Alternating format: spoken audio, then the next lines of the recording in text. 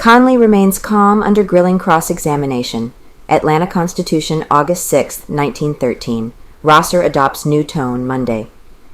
Jim Conley, upon whose story practically the entire result of the Frank case is believed to rest, went on the stand at 9:03 o'clock, and when court adjourned for lunch at 12:30, he was still being cross-examined by Luther Rosser for the defense. The lawyer had reached that point in his crossfire of questions where he had begun to hector the witness, and to take him up whenever he made a mistake, but it appeared that he was only about half through with his work. When the adjournment was taken, Conley was still sticking to the main points of his story, in a way that was considered remarkable, although he had admitted discrepancies in many of the minor points, and had grown confused over them. When Attorney Rosser started out Monday, his manner was mild, but only throughout the afternoon he worked up to a slightly harsher manner. When he began Tuesday, he was using his usual rather abrupt tone of voice. Solicitor Hugh Dorsey and Frank A. Hooper, his colleague, made frequent objections to the manner in which the cross-examination was being conducted, and did, to a certain extent, restrain the defense.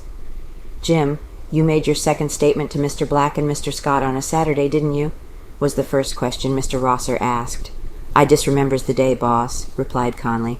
"You told them, though, that you wrote those notes on Friday?" "Yes, sir, I told 'em dat. They told you that wouldn't do, didn't they?" "No, sir, they didn't say nothing about that." "Didn't they tell you that it wouldn't fit in?" "They didn't say them words." "Are you sure, Jim?" "Yes, sir, I'm sure." "Didn't Black and Scott tell you it was all rot, that Frank had never had you there Friday?" "No, sir." Not asked to change story. "Didn't they try their best on May 27th to make you change your story?" "No, sir. They never said nothing to me about changing my story." "They didn't?" "No, sir, they sure didn't," protested the darky. "They didn't tell you anything about changing it?" "No, sir." "You swear to that?" "Yes, sir, if you want me to." The above list of questions and answers were only a starter to what followed, the attorney asking each question a dozen times or more, each time changing his wording a little, or compelling the Negro to deny it again and again, and finally to say that he would swear to his statements. By this means Mr. Rosser went over the question of how long the detectives had questioned the Negro before he made his final affidavit. Conley never did say how long the detectives had grilled him. He said it was not a whole day, but he would not be more definite than that, although his interrogator mentioned nearly everything by which time is usually measured. Then Mr. Rosser took up in the same way as before the reason the Negro had for not saying right at first that he had got up at about 6 o'clock, instead of declaring that he had got up at 9 o'clock. Conley admits lying.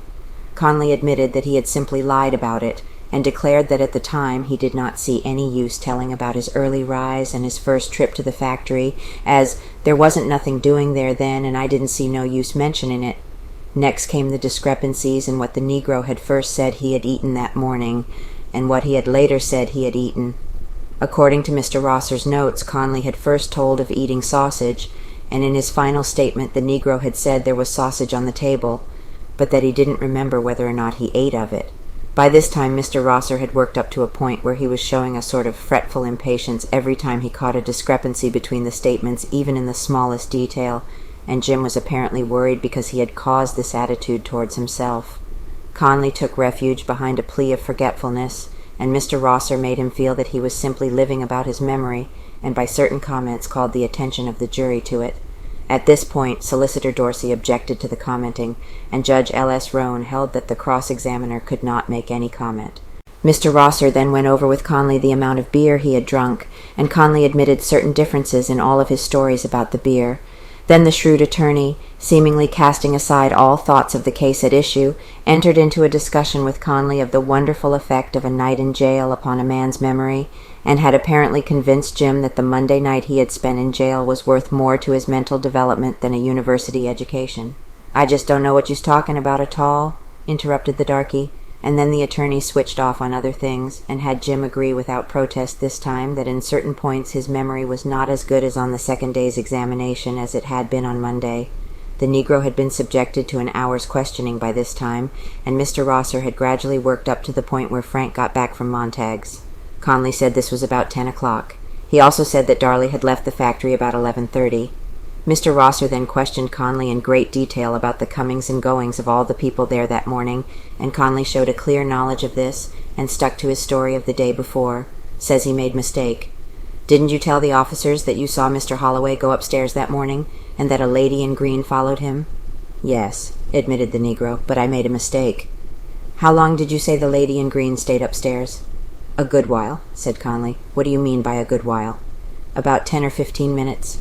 Mr. Rosser then fired question after question relating to the Negro's many varying statements to the officers, until finally the solicitor arose and objected to what he termed the argumentative method of the cross-examination. The point was sustained, Judge Roan ordering that the argumentative method cease. Well, you just went on from time to time adding a little more each time to your statement, said Rosser. Yes, sir, I'd just tell a little more each time, admitted Jim. Why did you tell it that way? Well, boss, I didn't want to tell any more than I had to. You talked to Mr. Dorsey 7 times in all before you had taken back all the untruths and finally told the whole truth, didn't you? Urged the attorney, putting a slightly sarcastic emphasis on the whole truth. No, sir, I told it all before that, said Conley patiently. The jury, the defendant, and the witness were then allowed to leave the room for a 5-minute recess. It was then 10:45. You first told the officers that you went to a moving picture show that Saturday, didn't you? Asked Mr. Rosser, when the cross-examination started again. Solicitor again upheld. Mr. Dorsey objected that if the defense wanted to impeach the witness or even trap him, that they ought to produce the affidavits if there were any, or ought at least to state the specific time and place referred to in the conversation. Well, Jim, said Mr. Rosser when Judge Roan upheld the solicitor, on May 28th, in the presence of Messrs. Starnes and Campbell, in Atlanta, Georgia, Fulton County, didn't you say that on the Saturday of the murder in the city, state and county above mentioned, went to a moving picture show? The irony went over the Negro's head, but caused even the state's attorneys to smile, and Conley solemnly answered, I told him I went and stood in front of a picture show and looked at what I could from the outside.